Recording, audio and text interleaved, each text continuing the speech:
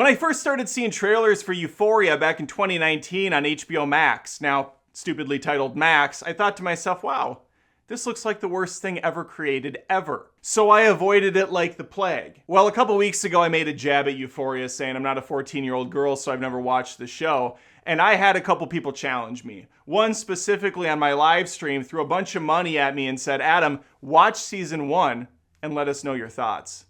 And so I did. Because I dance for money. So after 8 episodes and 8 hours, here are my thoughts on Euphoria season 1.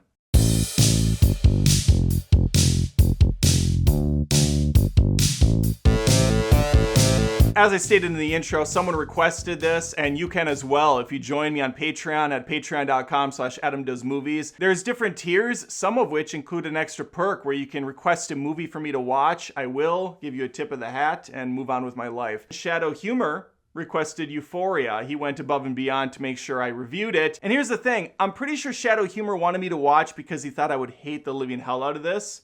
It turns out that wasn't the case. Now, after 1 episode, yeah, I was pretty upset, thinking I'm gonna have to do this 7 more times.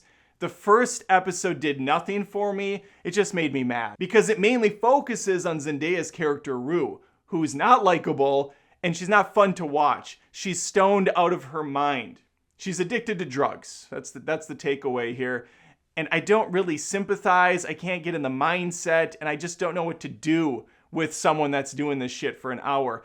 I love Requiem for a Dream, but that movie built these characters up. You see the rise and fall, and you feel bad. You feel just awful for people that get in this situation. With Rue, though, she's already at the bottom, and it's going to take the whole season before we really unravel why. And as the season unfolds, from episode to episode, I'm progressively getting more interested in these characters. Because we don't just follow Rue, who, by the way, Zendaya does a great job playing. And by the end of the season, I do feel the sympathy. I do feel the connection, and it works very well. But there's a whole bunch of other characters that are even more interesting than her. We have a trans character named Jules, and I know the trans thing's gonna already turn a whole bunch of people off, woke, all that stuff, fine, whatever. It's your life to live. We have one shot. Do what you want with it. I don't get bothered by that stuff. In fact, I think I'm a pretty sympathetic person, so if someone is struggling internally with who they are, figure it out. That's my bottom line. Just be happy. We have a young heavyset woman who decides to champion her weight and make a little bit of a side career out of it. We have the beautiful, vapid, boring character played by Sydney Sweeney. And then we have the most fucked up character of the bunch, Nate Jacobs. This guy is a real piece of work. His dad has a lot of skeletons in his closet, and those have been pushed onto his son, Nate. He's not well. He's not well at all. And as this story unfolds, oh my God, it goes pretty nuts. When I opened the review up, I said this is for 14-year-old girls. That's completely not accurate. My daughter actually is 14, and I don't want her watching this. And it's because maturity-wise, I don't think she can handle the material. It's definitely very intense. It really is like a Requiem for a Dream, the teenage years. And there's also a lot of dicks in this show. And I don't mean from a character standpoint, I mean literal penises. There's female nudity too, but it's a 50-50 split easily, if not more, on the male side of things. So if a penis scares you, that's another thing to look out for. You might be hit over the face with one and not even realize it. Oh, this is a fuzzy. Oh my God! Ah! What is she looking at on her? Whoa, I wasn't expecting that to show up. Subscribe for penises. As a fully grown adult, I guess, it is very uncomfortable watching this show, and that's the point. These are high school students. They're played by, people that are older than their age, so you don't have to feel too weird about some of the nudity and some of the unspeakable acts they do. But still, the characters in the show are performing them. And it is off-putting, and it's supposed to be. That's okay. We got substance abuse, we got drug abuse, we got penetration, of course. Short for penetration. We got vulgar language, we got faces getting busted up by fists. It's got a whole lot of stuff. It's a very intense show. My wife's a big fan of Shameless. I've only seen a few episodes, I just didn't really get into it. She loves it, and she said this show's a lot more extreme than that even. And of course, Shameless is more on the comedy side. This is definitely a very serious show. There is comedy in this. Most of it is on the dark comedy side of things. Rue also is comic relief from time to time, but all these kids are incredibly fucked up. And that's the whole idea from a narrative standpoint. Now, I only watched season 1. None of these plots really wrap up in a satisfying way.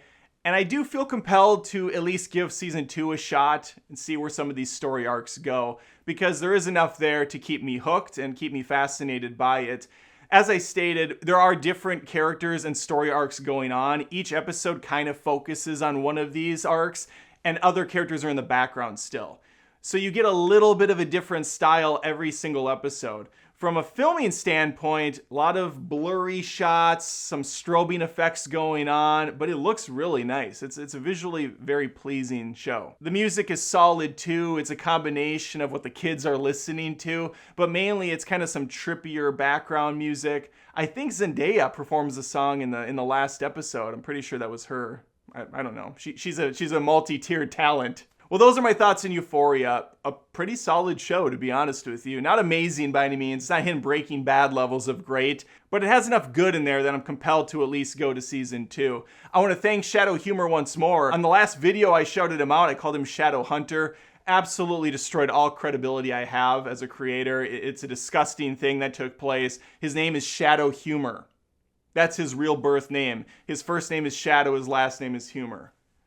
That has to be true, right? Thank you for the recommendation. Sorry if you thought I was going to hate this and just destroy the hell out of it. That's not how it played out. I was expecting that's how it was going to play out, but no, this is a pretty great show. If you saw this show, let me know in the comments below. I think there's only 2 seasons right now since 2019. A lot of stuff must have got in the way. I know Zendaya's career really took off. Let me know in the comments, though, if season 2 is good, if it's worth continuing, what your thoughts are on the show. If you haven't seen it, maybe I compelled you. Go for the drug use and the sexually explicit material, and come for the Sydney Sweeney. Oh, I didn't say that right. No, I said that right. Yeah. Like the video if you had a good time. Please subscribe if you haven't. I post tons of movie content each and every week on the channel, and occasionally I pepper in a little TV show review at the request, at the behest of a Patreon or YouTube Join member, although I prefer to stick with movies. I appreciate the support regardless. Thanks for watching, and I'll see you next time.